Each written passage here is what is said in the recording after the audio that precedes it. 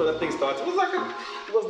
Almost like a boiler room kind of thing. It was a small thing when that thing started. Yeah. But look at it now. Hey. Yeah, well, so I look at a lot of what I look at a lot of positive stories and I try to learn. Yeah. Kune out to Ezra, who was booked by X. They're doing something amazing there. No, Lewis, like a picnic type of thing. Yeah. And when I spoke to him last year, I was going to Joburg a lot. Instead of me asking for a gig, you know what I said? I want to meet you because I want to find out how you guys do it. Yeah. That's a different type of thing. That's a conversation we need to have. We need to sit down and listen to how have you remain relevant for so long in the game. Yeah. The dealer exclusive, all these guys, the pops, the Piras, what have you done, and what are your learnings? Where have you come short? Yeah. You don't sit down on Ndo-C because it's doing well, you assume that everything in Ndo-C says is perfect. No. Yeah, well, what has Ndo-C done well? What can you say shortfalls you can improve on, and you can advise, okay, when you do this, consider this. Yeah. Yeah, well, consider that. I.e., stop buying music. Take that money and do a lot, invest in your brand. And pay, let's be honest, you could probably play, this is no jokes, by the way. You would play a set for a year every Saturday, né? And no one would even know about the track you got. You got it in 1990, because that's how much music you have. Yeah. But because you love music, you're going to continue spending money buying tracks. I do it too. Instead of taking La Mali to buy a vinyl or to buy a track on Traxsource or wherever, or Juno or Beatport, invest in something else in fact. Can we do a photo shoot? Can we do whatever it is that is gonna give you a different result? It might not work. That's the thing. Like there's no guarantees. It might work. It might not work. Yeah, well, so I want to have those conversations in terms of what can we do better? How can we improve ourselves? Because I don't think the problem is out there. The problem is internal. It's internal, and it's not problems because there's many great examples, man. I've watched Ndo-C grow from when they started in Mokrigo, those guys, to what it is now. Yeah. I tell it all the time, like, your story is so inspirational because Ndo-C is a perfect example of how he used to see himself and how he sees himself now. Yeah. You can even see the things he posts, but this guy, this is where he is now. He doesn't see himself for what it is now, he sees potential. Like, how can I grow next? Yeah. Yeah. Shift. Another great example. Shift could tell you, I used to go and watch him every Saturday. This guy was amazing. He changed his sound, he changed his scene, changed everything. Yeah. Look at the gigs he's getting now. Aztec and Gooks, he's even doing live performances now. So DJ element has got a live performance element. There's a positive example. Sit down with those people and find out what are they doing differently besides the talent. We all have talent, it's like soccer. But it's about all the other things we're doing. The business aspect of it. In Paul, DJ B, he used to be a resident at Kachipa, is now Metro FM, spends a lot of money marketing himself. Yeah. He's not there because he recognizes, okay, I'm good, but I need to, there's different doors for me to open. Yeah. And there's a conversation, Ndo-C, about opening our own doors. There's a conversation about doors that are there that we're not even touching. And I'll tell you a story. And I'm not even shy to mention the name. Last year, I went to Longshot Cafe. I haven't been in a while. Yeah. Longshot Cafe, they didn't have a DJ, if you remember. Yeah. They never play music. I got there and there was this dude playing. He's playing. And I started picking up. The chick was a manager there. This chick keeps on, like, I don't know, they're talking, whatever, but this chick is like suggesting songs to this guy. Yeah. After 2 hours, the nigga plays the same songs he played in the beginning. And kid you not, it's like it was that Skulubai happy song type of songs. Those old songs. Crowd pullers. Yeah. And I went to them, I'm like, Fetu, what do you take us for? You asked the guy. Yeah. The white dude. No, I don't know who's the guy. Who's the guy? I don't know him. I don't really know him because he's now, I think I've seen him play there, so he would know. So, and then, you know what this guy told me shockingly? Yeah. He's like, don't ask me, ask the lady. Ask the lady. I go ask the lady. I said, Sujan, this guy is telling me, but he's I must ask you because he's playing the same songs. I mean, how's that? The chair tells me, oh no, I've been suggesting songs to him. I'm like, what? So this guy, no, see, that's off. What it probably was, it was Omchita was friends with the owner. The owner didn't want to pay a DJ. Yeah. Just got a guy who just, yeah, bro. And it was the most boring set ever. I could play a better commercial set than that guy in my sleep. Yeah. It was embarrassing because I'm spending money for it and my time. And I could have gone to 100 other places, but I chose to come to your place. And that was embarrassing. And I told the girl, I'm like, you should be ashamed of yourself. Now, yeah, bro. Yeah. And then the girl got ashamed, and then she started, remember, it was on past 12, started putting in some piano songs. And it was embarrassing, and that is the state of some of the establishments in Cape Town. Yeah, you know? yeah. I also feel like, and I'm surprised no one's mentioned this, some of the establishments in Kasi that we have in Cape Town, in fact, I'd say most of the prominent ones, the people that own or run them, Kambi, Kabandi, you would not say are traditional businessmen. Most of them come from criminal backgrounds. Yeah. So the way the business is run, most of them, a resident, a one or two, gets paid a minimal wage, and he accepts it because he's got nowhere else to go. He takes it, right? Yeah. So, how does this ball again when we get in that space? You can't. In fact, you'll get there and just drop a 2-hour set and be like, nice set, Sboza. He played some vocals I've never heard, my brother. Oh, my guy. No ways. We need to change that. We need to change that. What you guys are doing, careful, is it needs to be documented, like you said. Because I still have videos. I should share the videos with you of the first time I had it was 2013. Yeah. When you and the guys were running it, no subs. That was Yeah, 2013. It was 2013. I remember because there was a gig we did, and the whole session was we're doing a Shepherd Club.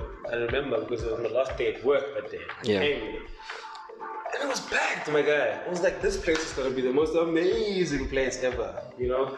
And it was so brilliant. And I remember saying to myself, I never thought I would actually play music, you know, that I would play at 4 a.m., at 1 a.m., and people still dance.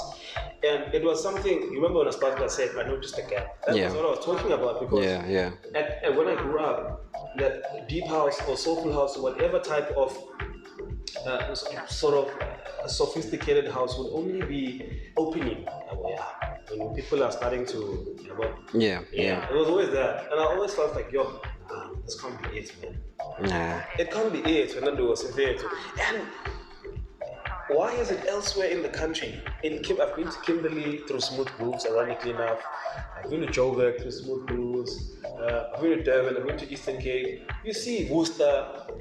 You see it is totally, the way people receive Mzulu is totally different. And maybe that speaks to what you said about media, maybe. Because I feel like at the moment, one of our challenges as people that play deep house and soulful house in Cape Town, there's too much of a gap between us and the consumer. Yeah. Do you know what I mean? Yeah. Because me and you know what track is upcoming in some label. Yeah. Because we are at that level, right? And the people that we're playing for, apart from the heads, but the heads are already sold in the idea. The layman guy there, sitting there, not knowing, he's just like, why the guys? Why are they? You know what I mean? Yeah. I feel like we should try and get to that guy. Because that guy is trying to understand. You get what I mean? Yeah. He's trying to feel what we're feeling.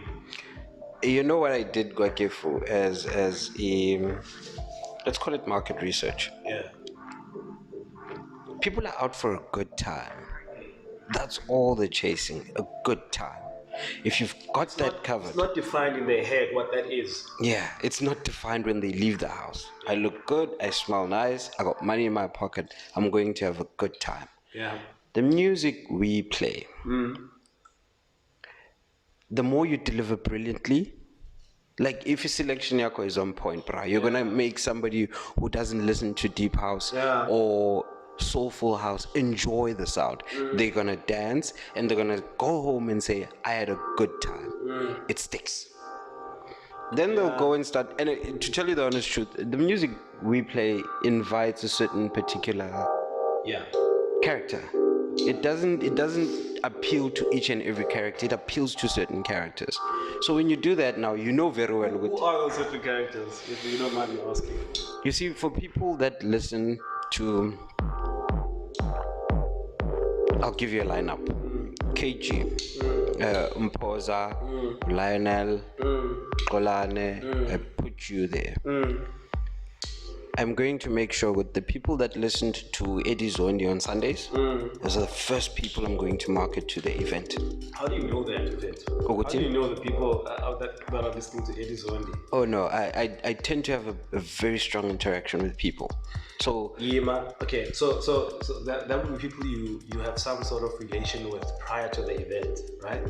Or people you like. How do you gauge someone on the street that person listens to Eddie Zondi? Someone you don't know, you've never encountered, how do you access that person? Okay, so I'll give you one concept. For how many, is there a particular person who's outside of your range that you've given to a Smooth Groove mixtapes and has come back to you directly and said, that is wow? Maybe. Right. Maybe. You take that one guy and you engage him directly and say, I'm throwing an event. I'm going to be... Already you know that guy is a guy who enjoys the type of sound. But I'm throwing an event. Here's a free ticket for you.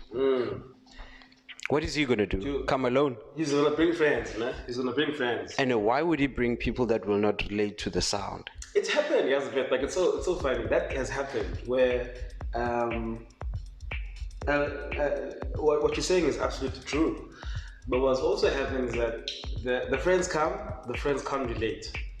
At that gig at Rev,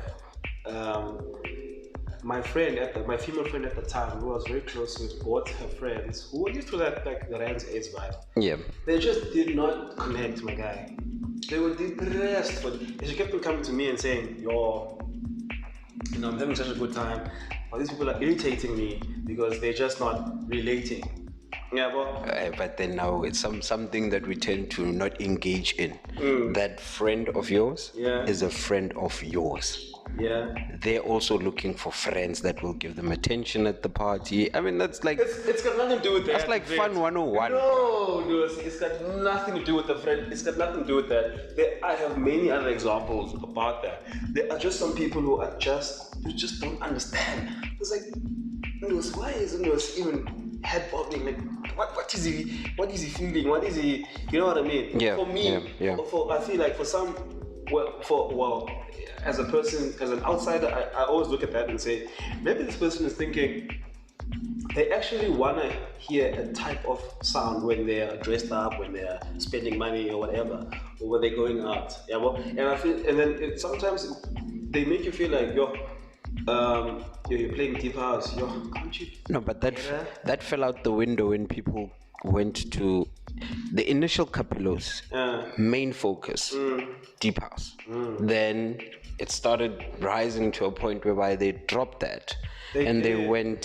So I was there when that whole thing happened, and the owner hated, not the manager, the owner hated deep house, and felt like, but the place started declining. And maybe Capelo's decline was not necessarily about the deep house per se. It was a decline of people going down in general. Yeah. I think someone like Shift and Pice would elaborate on that. Yeah. But that guy, he felt like, for his place, deep house. But you think deep house built your business, basically, in a way. Yeah. Brought the people together. But see, it's an interesting conversation because I'd really like to know that the people that go to certain establishments and what is the it happens, right? Maybe people want to hear that. I don't know. I'd like to hear from the people, like what because Ndo-C, we can reach the layman, trust me. Yeah. The people. What I mean by that is the person who doesn't traditionally listen to deep house or soulful house or broken beats or any of this unfamiliar, let's call it that. Yeah. Unfamiliar, because that's what it is, right? It's unfamiliar music. It's familiar to you because that's what you've always listened to. But I feel like for most people, it's like the familiar thing always works, right? Right. If I go to a lot of the popular joints, the familiar music, whether it's from 2005, 2008, it's like the principle is as long as it's familiar. Okay. As long as it's familiar. I'd want to agree with you, but then you look at hip hop and how it is projected out there. Like, it's not necessarily familiarity, but I mean, people release a hip hop track today, they market it like nobody's business, and before the album comes out, one track is leaked like nobody's business. Creates traction, people buy into the track. That's it. The rise of hip hop has been a good case study we can talk about. Because I remember hip hop, the double HPs and the H2Os back in the day. Dude, they were not that. They were making great hip hop. But squat the cap, bro. Yeah, but those guys, Zabs, all those guys. It's not the same as this. Ndo-C guys are killing it. The A-Reese's guys, it's different for them. It changed, and I think it would be worthwhile sitting with someone. I can't think of a person here in Cape, maybe like a youngster. Yeah. Who probably saw both generations while growing up, following hip hop here. Because AKA used to be here, if you remember. I think they were called Ivy League or something. Yeah. They had like a group. Yeah. You speak to someone who's followed it from the early 2000s or the late 90s, whenever it's, I don't know when it started in SA hip hop. You speak to how it progressed and how Casper's and them are multi-millionaires now, basically. Casper's not even making music. Do you see what I was talking about earlier? Casper's not even making music, he's building a studio. Yeah. Casper, when people are tweeting and asking, but he's filling up stadiums. Yeah. But you and I tomorrow are gonna go download music, maybe. But now, or you're gonna go and produce music. And I'm not saying it's a bad thing, though, you know. I'm just saying, like, I know we're creative people. You want to create an experience. Maudlala, you don't want to give your you don't have to tell me this. I know this because I know how you play. You want to give someone an experience, Jay, and maybe that experience to you is giving them something that you feel, you've never heard. Whatever it is, what that experience to you is to you. Yeah. Rick does the same set for 5 years. The same set for 5 years. Okay, 5 years. They were talking about it. I follow Popcast on YouTube. War Scoop, Miss Cosmo, Vigilante, and Speedster. They talk about hip hop culture a lot. Yeah. And they spoke about it. But this guy, he's killing it commercially. But, he hasn't made music in a while, So how are those guys able to still, what's the word they use now, secure the bag type of thing? And maybe we should ask ourselves, is securing the bag what we're after, or is creating these experiences or expanding the culture? What are we actually? What's our end goal? What do you want to do, Ndo-C? What legacy do you want to leave behind? I got a counter for that statement and a counter for the whole argument tonight, based on the genre we play. Saint German. Yeah.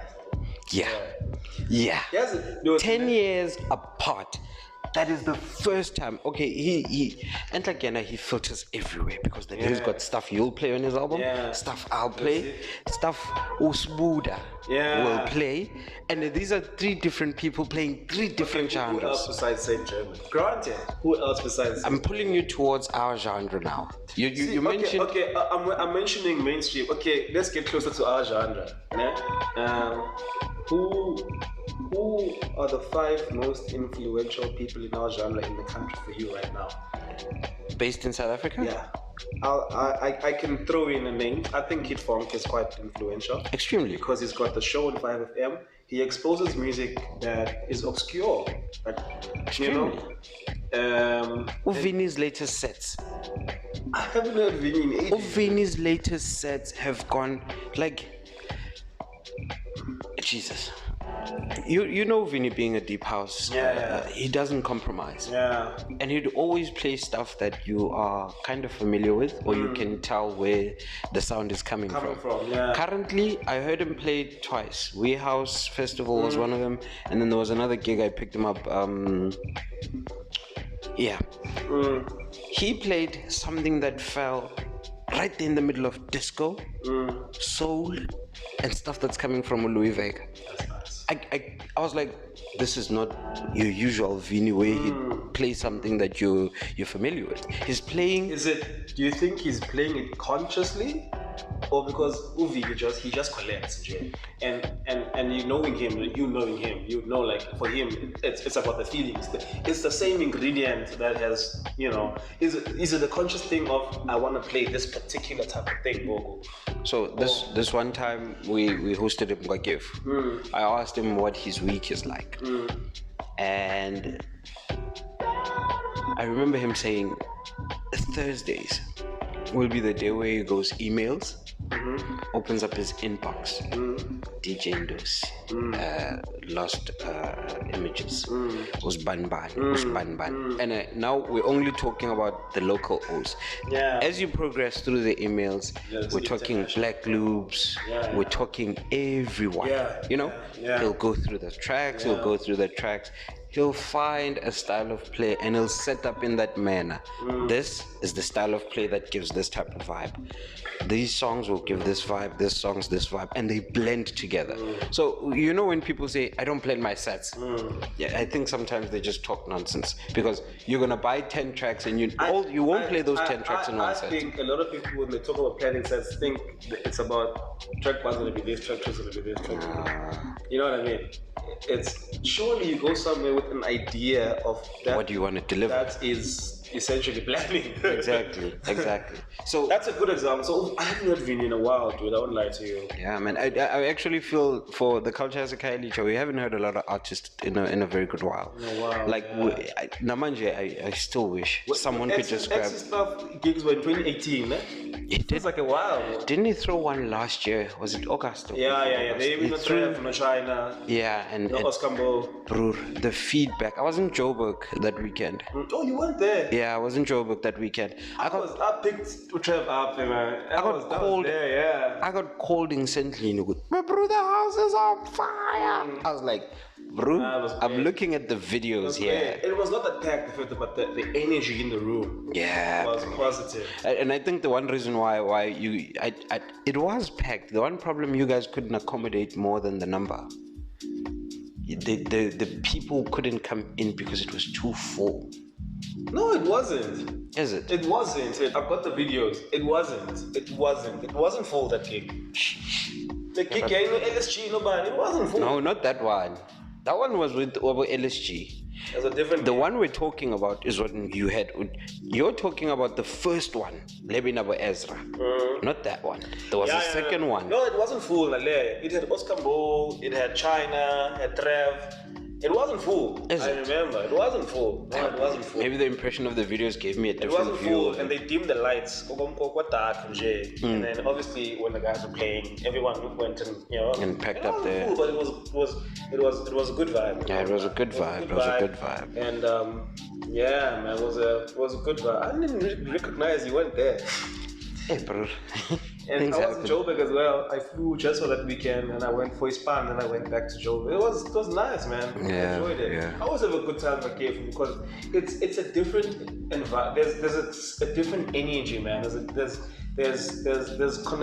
intimacy. Yeah. I think it was one place that had established the fact that this is home ground for a deep house gas, and it from start to finish. Yeah, this is the sound. There's intimacy, man, and there's whatever happens. Even if I'm not playing, we must always be willing to support what's happening there. Of course. It's bigger than us. It's the culture. It's the culture, bro. It's the culture. So what is this culture? Lay it. What is this culture? I don't have the exact word, but it's so important because in Joburg, Joburg in Gulu, so they've got the Pretoria sort of movement, and they've got the East Rand guys, Abozi Dan, those guys, Yeah. and they got Soweto, so Tim Visa recently. Yeah. I heard, yeah. So Apa, you can say a lot of it's a Kailicha at this movement because Kailicha is where a lot of the entertainment, well within the township market, but also a lot of it is with your niche markets, if I could call it them, the wee houses. There's a couple people that go to these little festivals. It's there, but it's all in niches, and you kind of feel like, yo, if I could bring all these niches together, because I've discovered some guys, dude, like no one knows about. There's guys called Selective Hearing. They've got this house in, I'm not sure if it's theirs or they rent it out, but they do it every Sunday. It's like a live recording thing. They do live sessions, and they've been doing it for years, but it's for a very specific. Who are these cats? I met the guy. Do you remember there was a place, Ukamba Beer House? It was in Woodstock. Okay, Yeah, yes. it's now moved to a Clermont. I met the guy there. Dude, he was playing a okay Trinidad. I was like, who the hell is this? Yeah. I've never heard of this guy. He's like, he gave me his contact. I forgot the guy's name now because we never followed up the conversation. Yeah. But he runs it. He's been doing it for years. You follow them on Instagram. They do a lot of live sessions, but they don't market it because it's a very set crowd of people. It's like the same people attend all over again. It looks very intimate. There's those guys. There's now guys who are doing something called Slow Cook Sundays. Okay. You know the other KG I work with, the light skinned KG, not KG the clothes one. There's another KG. Was the Brackenfell, I think. Yeah. So he plays there. Different genres, right? Like they only play like a piano, for example, later on, and it's a day chill, UCT type of crowd. Yeah. It gets packed. It's massive right now. They do it. They're doing one now. They do it. They want a stadium. There's a rugby club next to the stadium. Yeah. They do it there. Hamilton's Rugby Club. Check it out. The music that I heard a guy. I won't lie to you. A white dude playing Afrobeats, but not Afrobeats. Afrobeats that went to private school. Yeah. Call it that. I've heard it takes to a couple of those sets, and he kills them. My guy. Jesus. You see what I mean? Like there's them, and then there's a guy there in that crew called the Black Congo. Now there's something called Thursdays at town. Yeah. So I went to one of those where KG was playing. Then there's this guys that do Unfiltered. It's a place called Unfiltered in Clove Street. It's also a similar vibe, but more intimate. But the music those guys are playing, man. There was a guy playing the Jay Dilla type of hip hop. Who the hell is this guy? And the people that were there, I know this guy, knows by. And this guy, he played hip hop in a way that I've never heard it. And then there was this guy, Black Congo, who apparently does even production. And you should check his stuff out. But like it's all people working in silos here. Yeah. I won't lie. Like if you don't go out there and discover, you're never gonna know about them. Even the way it's on Easy Strand, I didn't know about it. I went to him like, my guy, this is amazing. And the support I Fumanayo, Papuyekasi, it's amazing, and he streams it live. It is. And there's live performances, and it's structured because you can say 1 o'clock, 2 o'clock, 3, 4, 5. It's things like that. So everything happens in silos. But I do think our culture and our movement is very big, but it's not consolidated. Or there's very few platforms or spaces where we all sort of can gather and learn from each other. Not per se, but book me. No, I want to learn it. How are you getting here? How are you doing things? What can I learn from you? Because I feel like for me right now, the biggest thing is just knowledge. Yeah. The music, the mix, all of that is we've passed that boat now. Yeah. We've passed that making people. I've passed that. I wanna learn now. But that's just me. Other people maybe have a different agenda. Perspective. Yeah. Well, I want to learn, and right now I'm exploring other genres, and I'm loving it. Yeah. I'm loving it. In my last 2 or 3 shows, so what I do is I have a guest. The guest is gonna play house, so I can keep the people following the podcast happy. Yeah. And then on the other side, I experiment. I've done it with Sboza. There's a lot of guys, man, that I want to come to your place and I want you to play new music that maybe I don't hear you play live. Yeah.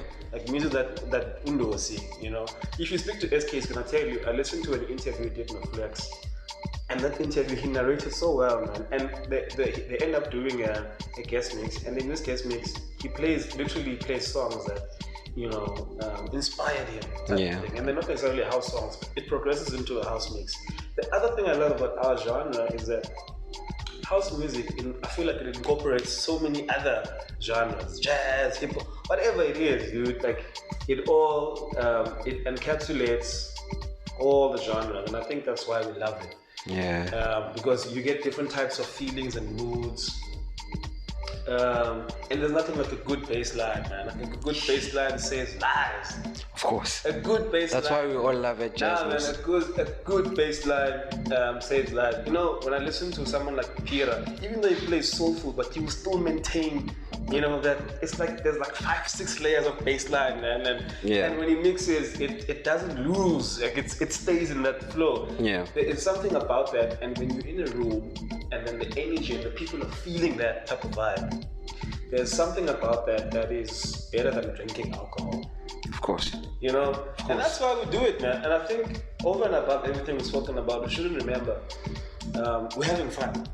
All the time. This is the passion. All the time. Let's keep the conversations positive, light.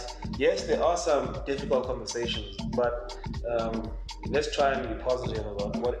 If someone's sitting with you, they must not talk about they're complaining. Ndo-C, he used to run GIF, but he never gave me a chance. He just never booked me. Ndo-C doesn't support those conversations. We should stop having those conversations. Ndo-C, have a different frame. You're running GIFs. What value can I add? That's number one. I feel like value is underrated. What value am I adding by coming to play at your place? 0, because there's so many other people that can play what I play. Do people think about that? The other thing I wanted to talk about was in Cape Town, there's this thing of following, right? Okay, now when I was doing events in town, we were always under pressure to get the numbers, because the place you are doing an event in doesn't traditionally have people that go. So it's up to you to pull the numbers. Yeah. I'm not sure how many mainstream DJs or whatever you can call it could do that, but the nice thing about our genre is that the people that are into it, they're into it, man. Yeah. In Summerstown, you do it wherever, the people will go and support you. That's what I've learned. But the people that have been started supporting me in 2012, 2013, they're still supporting me now, and it grows and grows and grows. Yeah. So you focus, I like what you said about focus on that one person and that's the only way we can grow. Yeah, bro. But now, we need these platforms and this podcast. We need to keep it going. There needs to be a consistency. Of course. There needs to be a consistency. Who else has had a podcast more than 9 years, 8 years in Cape Town? I'm trying to think. Everybody's had mixes, but they're all in bits and pieces, right? Yeah. So we need that consistency and things like that. One thing I noticed about that was, I think initially, like you were saying, it's about playing. Yeah. you're never on the market side of it. Yeah. So if you're making a mixtape, you end up setting it out on data file hosting. it sounds crap. There's no quality in the sound. It's unmarketed. It's unbranded. It's got no tags. It's got nothing. So I'll end up landing the mixtape and it's not even written. There's no name who the DJ is. And I'm listening to the thing and I'm telling you, yet you make the mixtape. Bror, I just landed across this mixtape. Listen to this. You check. That progressed. I think that's one of the reasons why the mixtape changed from you making mixtapes to you having a proper podcast that says, if I'm looking for a mixtape, Sboza, I'm going to look for smooth grooves. I think for a lot of the DJs, that's what happened. Expand that, man. Look, I spend a lot of my time watching what other young creators are doing. People working. People, when it hits you that this is what I want to do, you will work. You will do whatever is in your power. So people don't know like the effort you took to be here today, for example, out of all the other things you could have been doing. And people are working, man, and it's inspiring because now I'm starting to pick up, okay, you can do this, you can do that, you can do this. And I think the more work we put in, then the more results or progression we'll start to see. A lot of what needs to happen now, and this podcast is great because we need all the information from all the guys in the past. Like we need all the information as to how they maintained it. If you remember Okop, Nopira, and Rudy, they played with Martin East, they played with Ralph Gambling, like all these guys with Rocco at that time, dude. Not when Soda was doing it. Back in the day, you know, we need to hear those stories. Cop talks about buying a vinyl and a quality training type of thing. Mixing 5, wait for the first train to come back, and you know how those dynamics worked. Like that's the stuff we need to hear. I'd also like to hear from the older cats in Cape Town why most of them never release compilations. I'd love to hear why, because it was the in thing then. It makes perfect sense for me. You know, if I was living in that era, I think I would have done it without even. I wouldn't do it now because I don't think it's the best thing to do now. There's digital work. Everything you need to be doing, I feel, as someone who is in the entertainment space, it needs to be digital. You must remember, information, as freely as it is now, to access information now is easy, bro. I could find out how to fly a plane on YouTube. But do you think back then was like, compilations, this? How do you get the licensing? How do you get the publishing? How do you get the distribution? How do you get the artwork? How do you market it? You know who I'd like to ask that question if I can get a chance? Dino Michaels. Yes. I actually would love to sit with him and have that conversation. I've had many conversations with him about that. And that guy has done so much. I found a vinyl. Amongst the many vinyls is Lapentline, like some of the older stuff. I found a vinyl. Out of interest, how many vinyls do you have? Depends on which area we're talking about. No. In total, like all your. If I had to count all your vinyls that you have at home now, how many do you have? 200. No ways. How much is one vinyl, by the way? One of the good days I'll tell you a story. How much is one vinyl? It depends on where you're buying it. A ballpark figure, average. You can pay about $300 for one. But it's got like many tracks in it. 4. So you've got 500 vinyls. No. How many? You really want to know? I really want to know. Like, Jay, I really like to know. Bags I play currently. Split into 3. About 250 in each bag. And then... So the bag fits 250 vinyls? Like some of them are not inside this stack. Like there's 3 different bags for like Hectic House. We're talking stuff that was released 2000s to...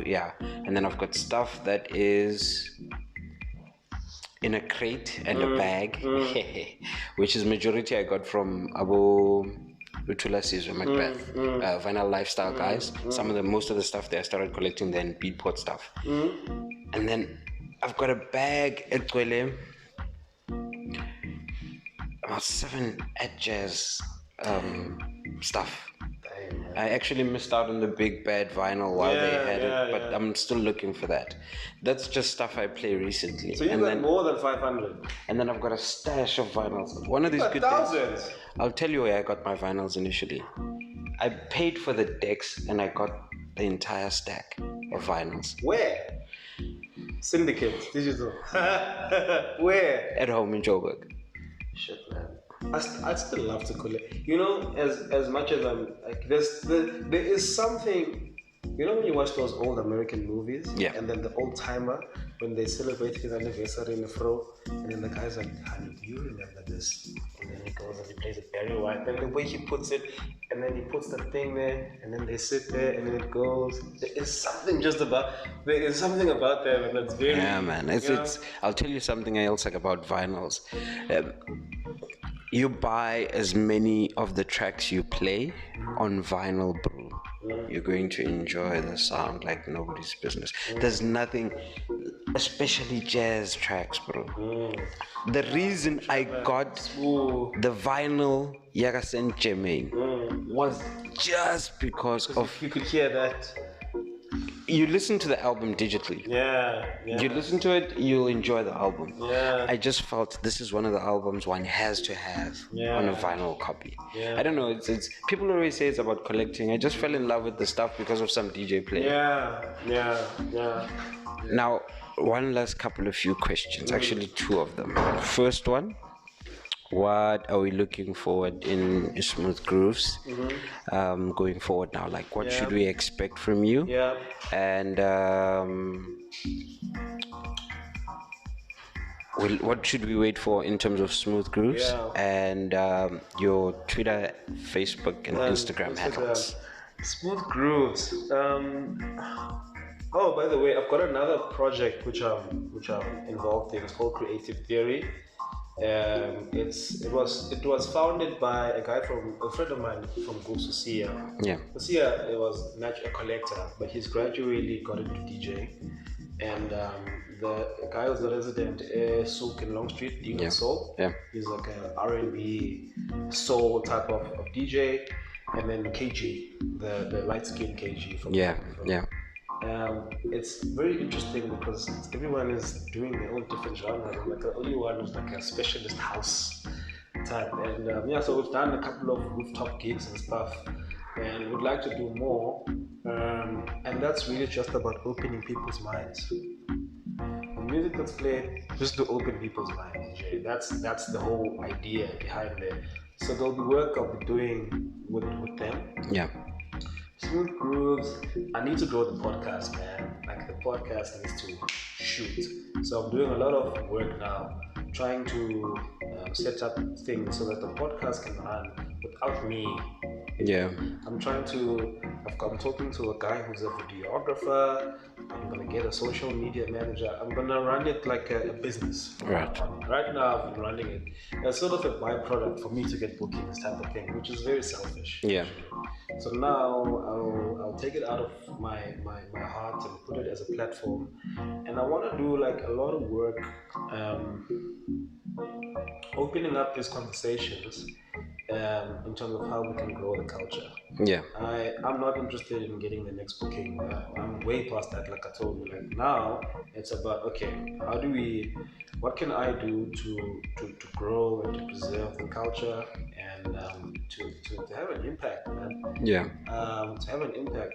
For example, you and I listen to a lot of music. Imagine you had to take your vinyls from the 80s and build a story there, because you also learn about the era through music. You're learning now what was happening in the 80s, what people are talking about, the type of music, how the sound has changed, progressed. And it's so funny because the more I'm growing, I'm going back to like the house that was there in the early 2000s. Bad house, it's not and there's no offense. There's great music coming out, and you'll find it in my mixes and stuff, but I find myself going back because you learn a lot more. So I think like I want to do a lot of work in Ndo-C where It's not about me. I want to put the platform, and I want to put like the new guys who are talented. They need to have a space. Yeah. I need to. I'm trying to find a way where they can have a space and express themselves. Not just DJs, but artists as well. Yeah. And it must be influential, man. Like even if we can't do a video and you get 100. I want the video to to grow the video to give it more reach. If it means I'm gonna have to spend more money, I'm definitely gonna have to spend more money. And that's what people don't understand. Of course. Your creativity is a blind man's adventure, to call it that, because you're putting in something you have no idea what you're gonna get out of it. Of course. But because to you, it fulfills a certain gap, or it fills a certain void, or it serves a certain purpose. You're gonna do it. Because when you sing or when you play, you don't know if the person's gonna like what you're doing, but you do it anyway. Of course. That's what creativity is. So going in blind. Yeah, that's what we do, man, every day. So I'll continue doing that. And on the music side of things, I will explore more with other genres. Yeah. That's what I'm doing. Like jazz is something I'm still getting into. I was telling someone, I showed them a collection. The person was like, it's not. I'm like, no. Because people like Sboza, the other guy, and it's an amazing genre. Yeah. How do we make it? How do we play jazz with 11? I want us to play jazz with K from 11. Why can't we? We can. And I want people to jam to it. So that's where I am right now, and really I want the guys who are in the game to also progress, go forward. I get inspired when I see other people, also win. And we need to stop being selfish as a community. We need to stop wanting to. I want. Must be for the benefit of others. Just remember what you just said. Blind man's game. I can't convince you to do what I do, because then what I do might cost you money and you might not be willing to. Blind man's game. I also like, the guys that think this is a game and let's just stay at home and not waste our time. Don't throw an event if you can't take all the logistics and all the things that come with that.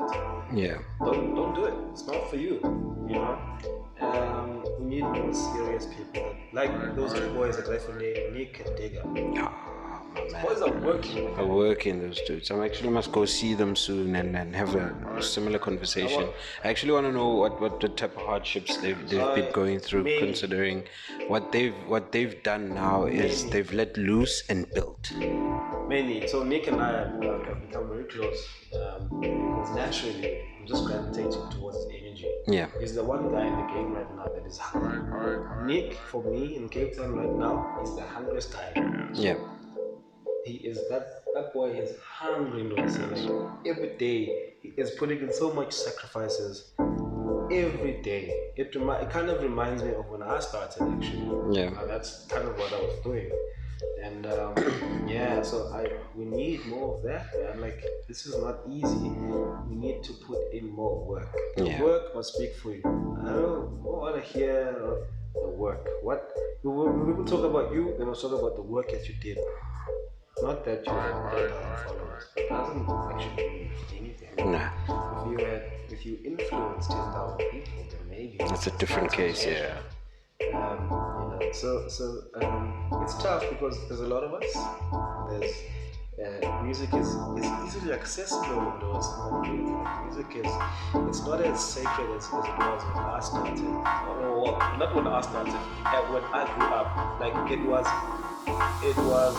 so sacred. Like I remember when the populations were out, the DJ used to have versions type of thing. Yeah.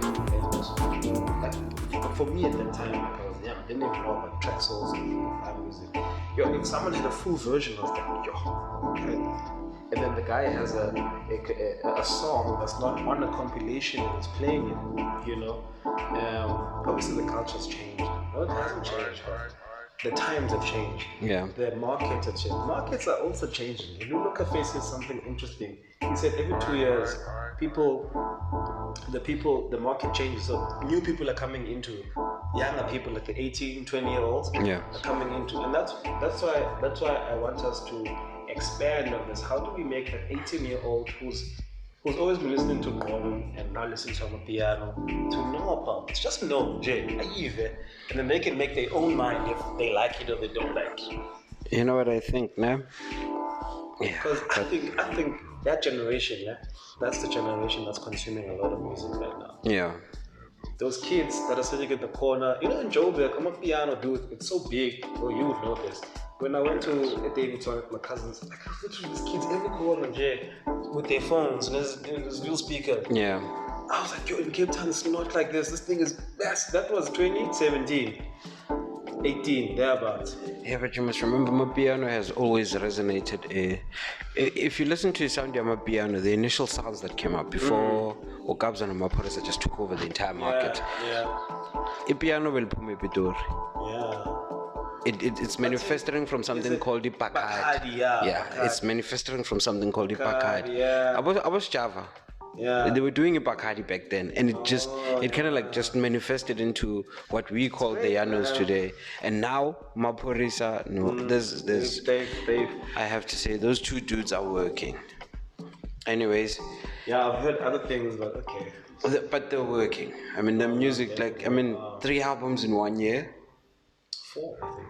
And your track is playing each and every way. Uvini was right.